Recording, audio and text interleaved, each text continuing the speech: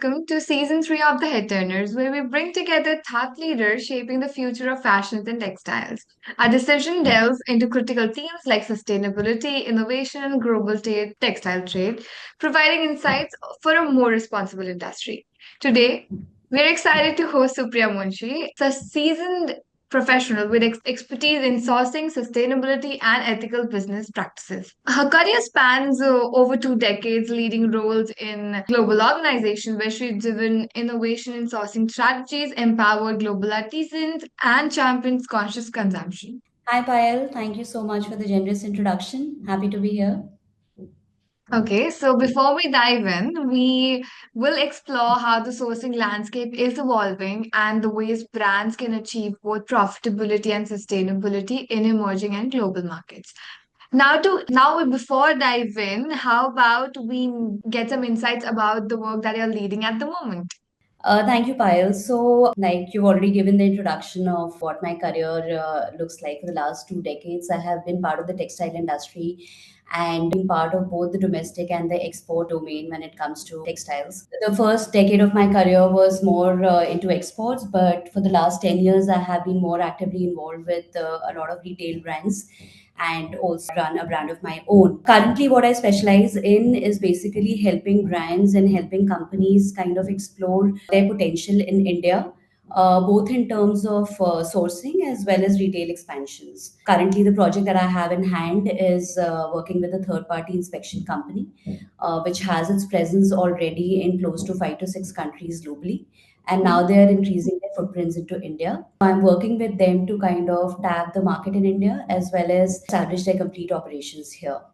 Simultaneously, I'm also consulting international brands in terms Mhm. of strategizing their sourcing out of India. Okay, let's dive right in.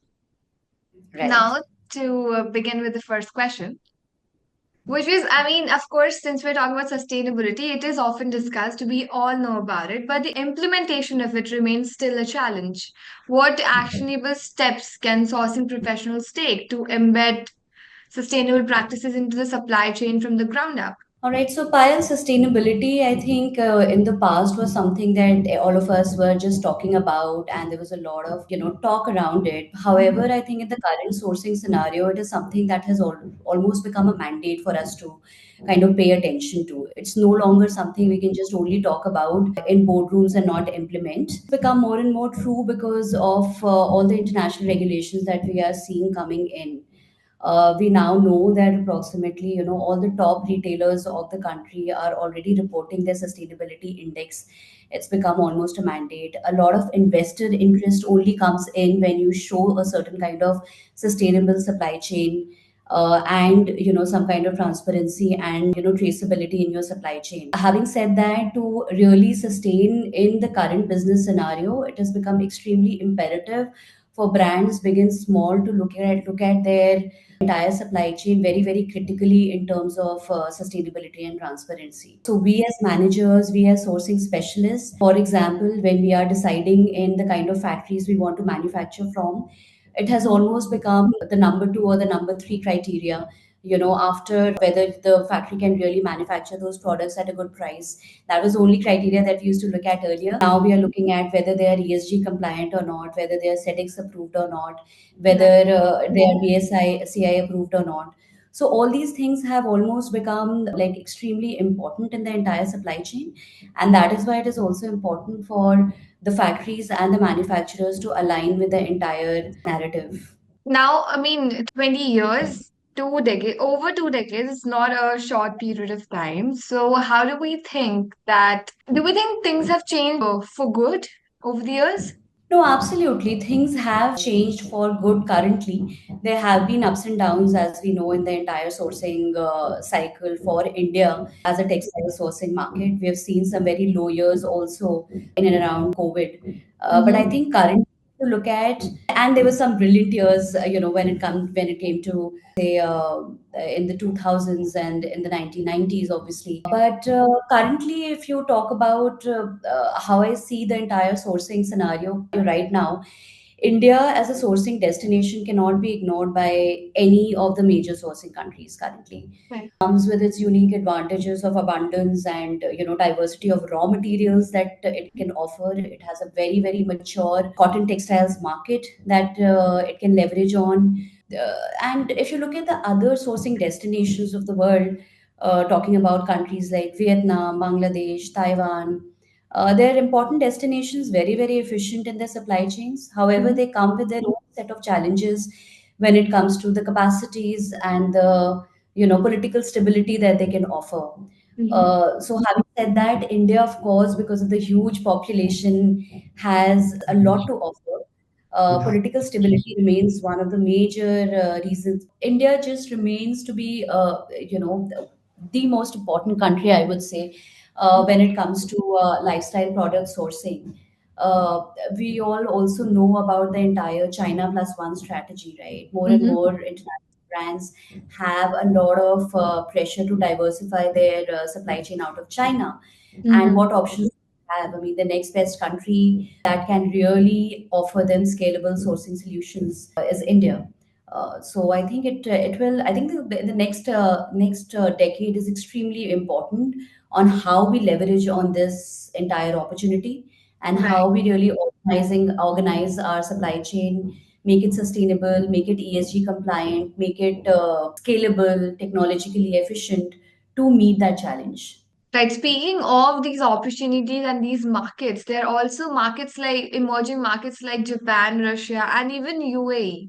So, I mean, they're becoming crucial hubs for sustainable textiles. How can Indian businesses position themselves effectively to tap into these opportunities while even also maintaining the ethical practices? Right, that's a good question, Pyle. We need to kind of, I think, when it comes to countries now, the kind of market demand from each country can be very, very specific, Mhm. both in terms of products that these countries source from us, also in terms of their regulations and, tariffs and duties and many other things.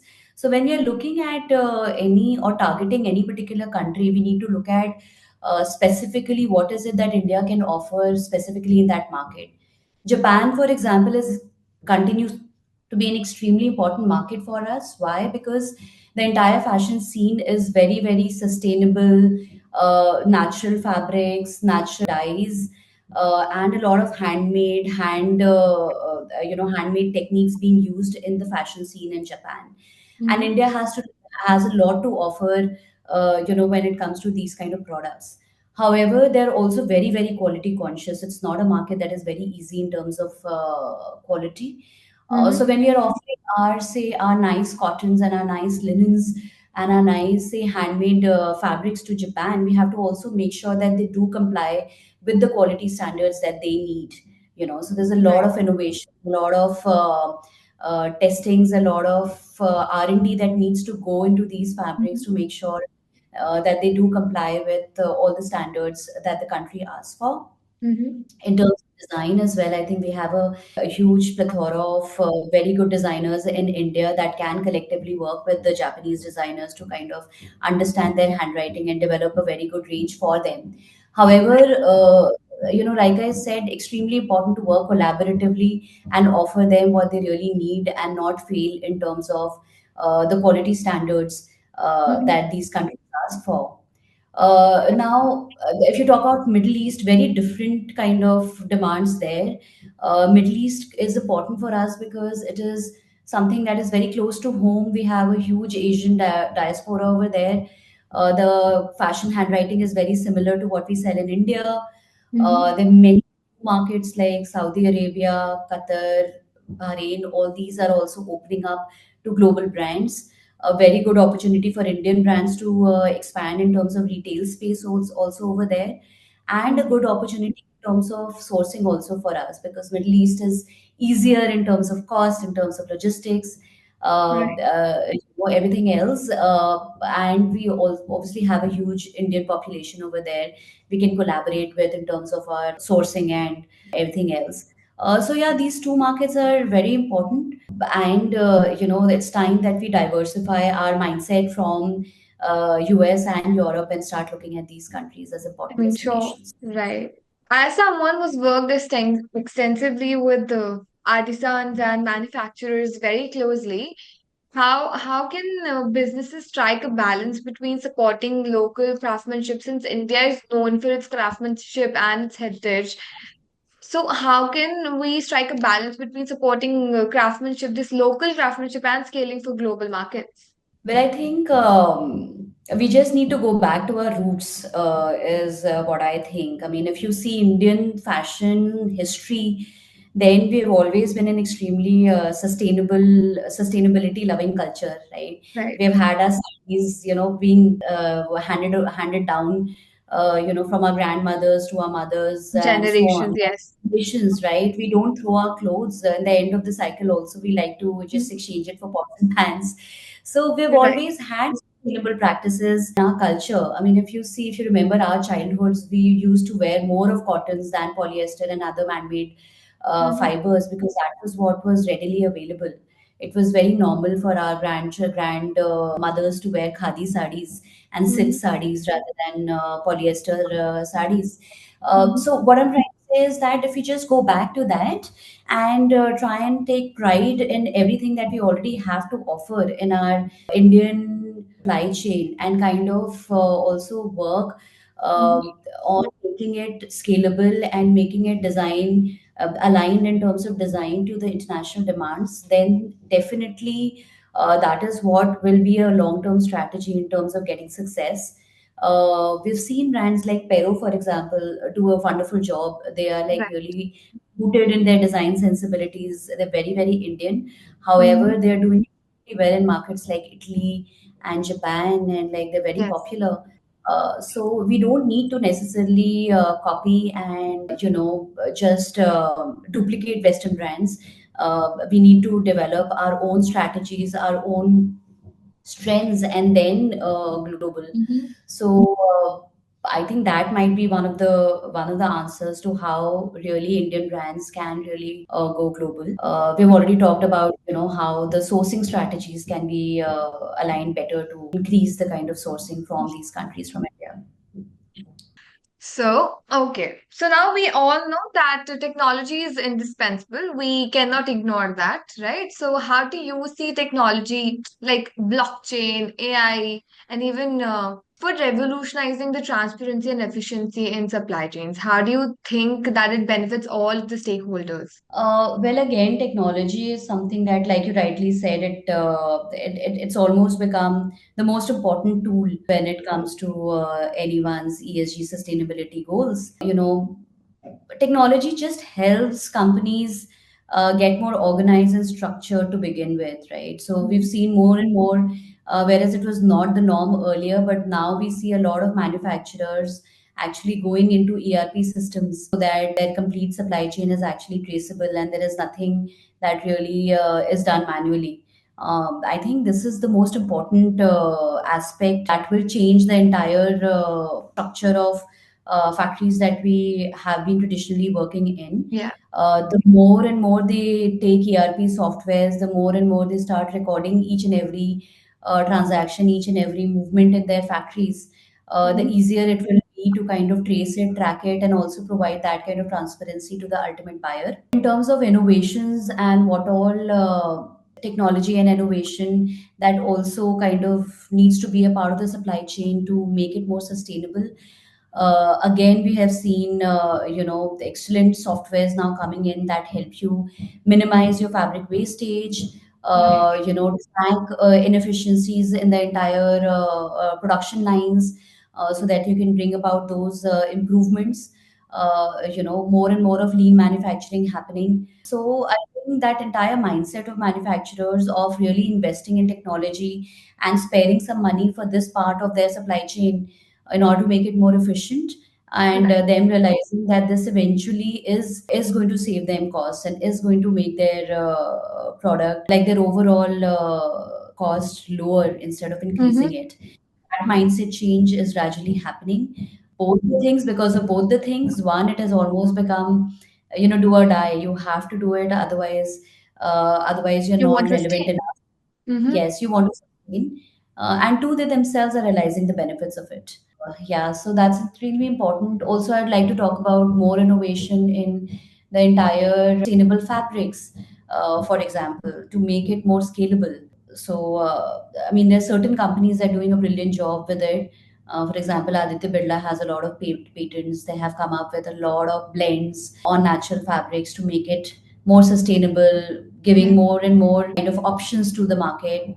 Mm-hmm. So, but we are still much behind compared to countries like Turkey and even China, for example, who work on a Mm-hmm. lot of fabric innovations to keep it relevant to the market. So, I think more investment from Indian mills' perspective, from Indian retailers' perspective, to come up with sustainable fabrics that are also scalable and they're also commercial in terms Mm-hmm. of prices required.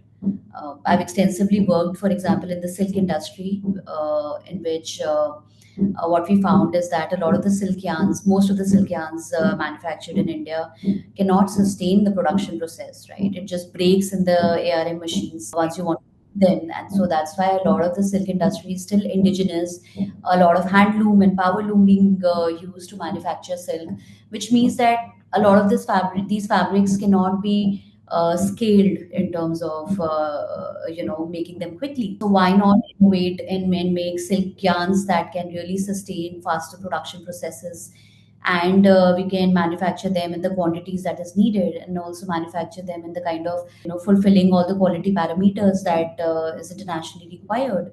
Right. So silk is one criteria. I mean, this bamboo. There is so many other natural fabrics. If we kind of extensively work on the research and development with technology, Mm-hmm. then we will be able to scale them to a certain level. Very nicely deduced. That brings us to the end of this conversation. Thank you, Supriya, for sharing your valuable insights and even your perspectives on these issues. I mean, let's not say issues, but concerns. Your work exemplifies how sustainability and business growth can actually coexist harmoniously. I'm so glad to have you here today and have this conversation with you. Thank you so much, Payal. It was a pleasure. Thank you so much.